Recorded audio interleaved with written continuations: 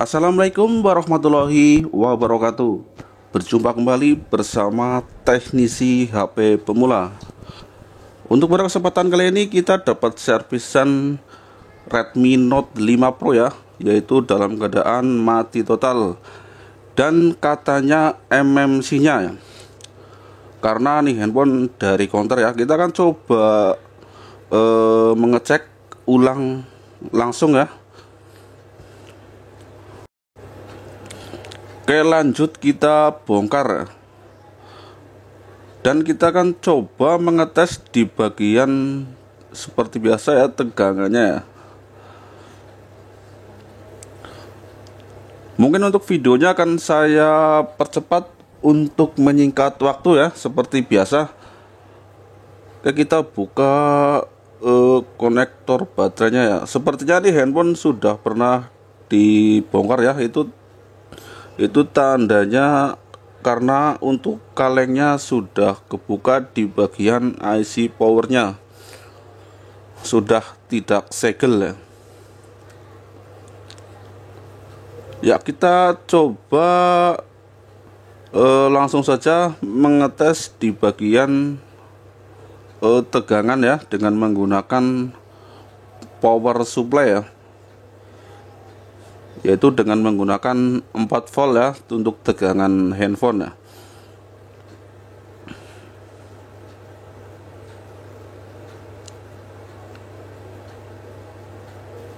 Kita tekan tombol power.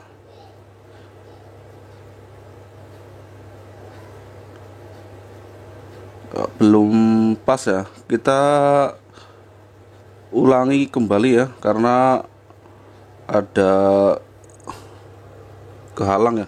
Ya, kita lihat coba di tegangan power supply-nya ya, yaitu dengan menekan tombol power ya. Ya, ternyata tegangannya gantung seperti ini ya. Jadi untuk analisa saya itu fix MMC ya, karena tegangannya gantung seperti ini ya. Itu biasanya sudah saya pastikan MMC yang bermasalah ya. Oke, lanjut kita bongkar saja ya. Untuk penggantian MMC Redmi Note 5 Pro ini ya sudah pernah dibongkar juga sepertinya ya. Ini untuk MMC-nya ya. Untuk MMC pengganti dia menggunakan BGA 254, yaitu dia biasanya menggunakan KMDD ataupun KMDH ya, yaitu 32 ataupun 64 GB ya. Tetapi saya tidak akan mengganti MMC-nya saja ya, karena saya mempunyai banyak sekali bangkaian Redmi Note 5 Pro ini ya. Karena saya buat stok untuk penggantian MMC Oppo F7 ataupun Oppo F9 ya. Jadi saya akan mengganti plus CPU-nya sekalian ya. Karena jika kita mengganti MMC-nya saja, itu kita wajib clear RPMB ya. Dan untuk harga MMC-nya sendiri masih lumayan mahal ya. Jadi saya menggunakan sekalian plus CPU-nya, karena saya mempunyai banyak sekali bangkaian untuk Redmi Note 5 Pro ini ya. Ya, ini untuk MMC-nya sudah saya lepas dan kita akan coba lepas CPU-nya ya. Ini kita ambil di bangkaian ya. Jika kita ngambil bangkaian seperti ini, kita tidak perlu men-setting atau memprogram MMC-nya ya. Kita hanya cukup mengecek di bagian MMC apakah dia masih sehat ataupun dia sudah lemah. Dan jangan lupa kita hilangkan untuk passwordnya. Biasanya ini kan cabutan dari bangkaian ya. Biasanya itu ada password, jadi kita cukup hanya menghilangkan dan kita jangan setting-setting ya. Oke, kita langsung cetak ulang untuk CPU-nya ya.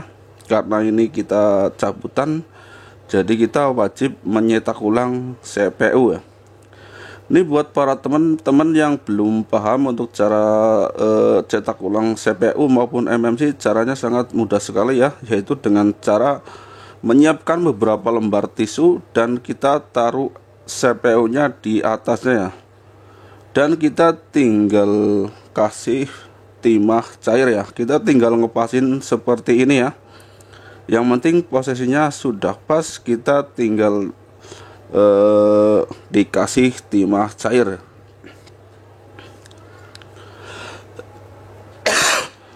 Dan untuk mengetes CPU-nya apakah masih bagus atau tidak, mungkin ada yang bertanya ya, yaitu gimana caranya untuk mengetes CPU masih bagus atau tidak ya. Ya caranya kita mau nggak mau harus memasang di PCB-nya ya. Dan kita cek tegangannya ya. Jika tegangannya seperti tadi, maka CPU sudah bekerja ya. Tetapi jika tidak ada tegangan ataupun tegangannya lari-lari, itu berarti CPU sudah tidak bagus ya. Dan kita mengecek, jangan lupa bagian MMC-nya ya. Ya cara mengeceknya tinggal kita masukkan ke feed dan kita cek kondisi kesehatannya ya. Itu cara mengecek MMC ataupun CPU masih bagus ataupun tidak ya. Oke, setelah kita kasih timah cair, kita langsung blower saja seperti ini. Ini untuk cara pencetakan CPU-nya ya. Itu untuk bagi sesama pemula yang belum tahu saja ya. Ini cara cetak pasang MMC ataupun CPU-nya ya. Oke ya, sudah ketika sudah merasa cukup kering, kita tinggal angkat untuk cetakannya. Ya, kita angkat cetakannya dan kita langsung blower sekali lagi ya. Ini bertujuan untuk memaksimalkan kaki-kaki IC yang ada di CPU ya. Ya caranya seperti ini ya. Setelah kita cetak, kita blower ulang supaya kaki-kaki CPU melekat dengan maksimal ya. Dan jangan lupa kita cek untuk kaki-kakinya ya, barangkali ada yang belum kecetak. Mungkin ada pertanyaan ya, mungkin kenapa saya tidak mau mengganti MMC-nya saja ya, padahal untuk handphonenya ini sama ya. Ya karena untuk mungkin semua handphone itu MMC dan CPU-nya itu sudah ditakdirkan sejodoh ya. Jadi dia itu sudah ada serinya, yaitu sudah sejodoh dengan CPU ya. Walaupun mesin dan tipe handphonenya sama ya, kita tidak bisa memindahkan CPU ataupun MMC-nya saja ya, karena itu bukan pasangannya ya atau jodohnya ya. Jika kita mau memindahkan MMC-nya saja, ya tidak bakalan hidup ya. Makanya kita pindahkan saja sepaket seperti ini ya, dan kita tidak usah setting-setting ulang ya. Begitupun dengan kita memindahkan hanya CPU saja ya, itu pun juga tidak bakalan hidup ya, karena sudah sepasang untuk MMC dan CPU-nya ya. Nah, kita akan coba cetak ulang di MMC-nya ya. Untuk MMC BGA 254 untuk Redmi Note 5 Pro ini ya. Untuk sebenarnya untuk penggantian MMC ini bisa MMC saja ya, yaitu syaratnya harus clear RPMB ya. Biasanya dia mereknya KMDD ataupun KMDH ya.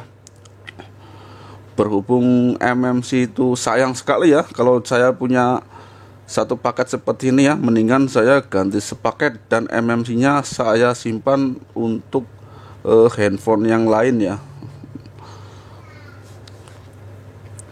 Oke, kita panaskan seperti ini untuk cara cetaknya ya. Mungkin saya akan kasih link di bawah ini untuk versi lambatnya ya. Ini juga saya tidak sengaja tidak saya percepat untuk pencetak ulangnya ya. Mungkin yang baru belajar cetak pasang IC ada gambaran untuk mencobanya ya. Oke, sudah garing sedikit, kita langsung rapikan lagi seperti tadi ya. Ini untuk memaksimalkan kaki-kaki MMC nya ya, untuk biar lebih maksimal merekatnya di IC nya ya. Oke, setelah dua-duanya kita cetak, kita langsung saja ya untuk memindahkannya di PCB yang mau kita ganti ya.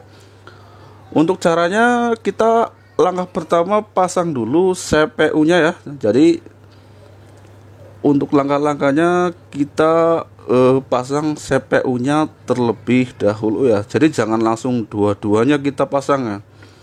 Kita pasang CPU nya terlebih dahulu dan kita lanjut mengecek di tegangan power supply ya. Karena seperti tadi yang saya bilang ya, untuk mengetes power supply masih bagus atau tidak, kita harus mengeceknya di PCB nya langsung ya. Kita tidak bisa mengecek dalam kondisi seperti ini ya. Oke, kita kasih flux dan saya akan langsung pasang di PCB nya ya. Jadi untuk pengecekan CPU seperti itu ya. Jika kita pasang tegangannya gantung, itu sudah dipastikan CPU masih bagus ya. Jika tegangannya masih goyang-goyang ataupun no power, itu CPU nya yang bermasalah ya. Itu cara mengecek CPU masih bagus atau tidak ya. Karena untuk sistem kerja handphone seperti itu ya, yaitu dari tegangan 4 volt masuk ke IC power, kemudian dari IC power diarahkan ke CPU ya, dan kemudian dari CPU diarahkan ke MMC ya. Yaitu ya, makanya seperti tadi ya. Jadi kalau ketika kita MMC nya sudah bermasalah, biasanya tegangannya gantung ya. Itu karena MMC tidak bisa bekerja ya, ataupun sudah mati ya. Itu seperti itu ya secara garis besarnya ya. Oke, kita lanjut pasang untuk IC CPU nya ya.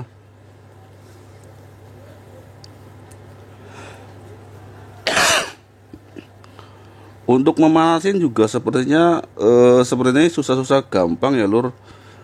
Jadi jangan lupa ya, seperti yang sudah saya jelaskan, pemanasannya digoyang-goyangkan, jangan satu titik ya atau satu arah. Karena untuk PCB model hitam segini mudah sekali gelembung ya. Jadi kita goyang-goyangkan seperti ini ya, dan jangan terlalu panas berlebih ya. Oke, kita lanjut. Setelah kita selesai pemasangan, kita lanjut cek lagi untuk kondisinya ya.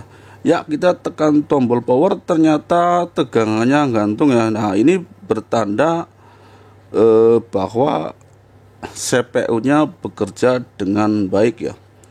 Jadi kita lanjut saja untuk pemasangan berikutnya ya, yaitu IC MMC nya ya.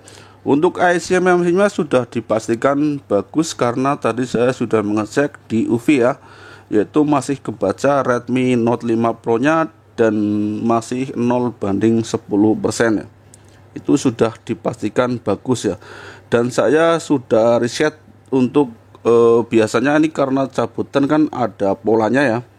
Jadi saya sudah reset pola saja dan FRP ya. Karena nih handphone saya mengambil cabutan dari handphone mungkin yang rusak di bagian IC power ataupun IC cas ya.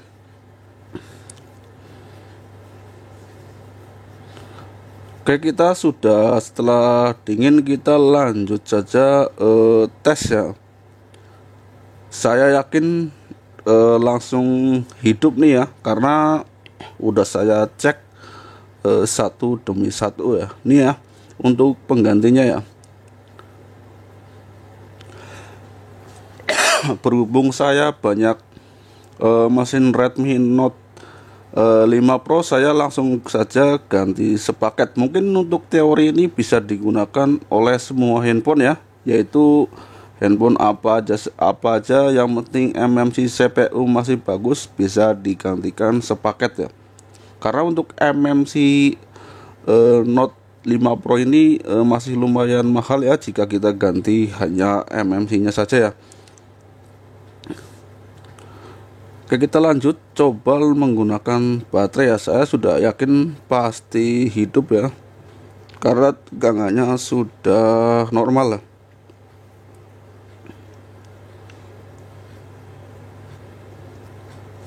Ya, ternyata baterainya sudah habis ya. Kita dibantu dengan cas ya.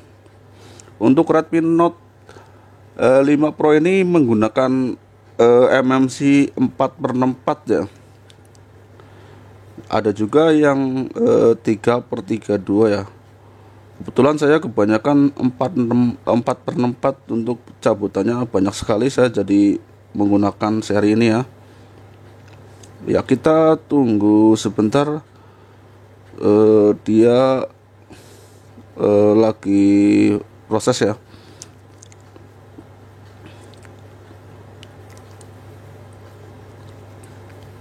Mungkin untuk data-datanya masih tersimpan ya, untuk data-data lamanya ya.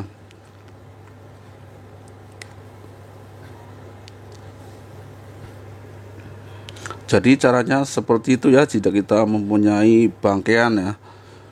Dan cara mengecek apakah MMC ataupun CPU masih bagus atau tidak ya.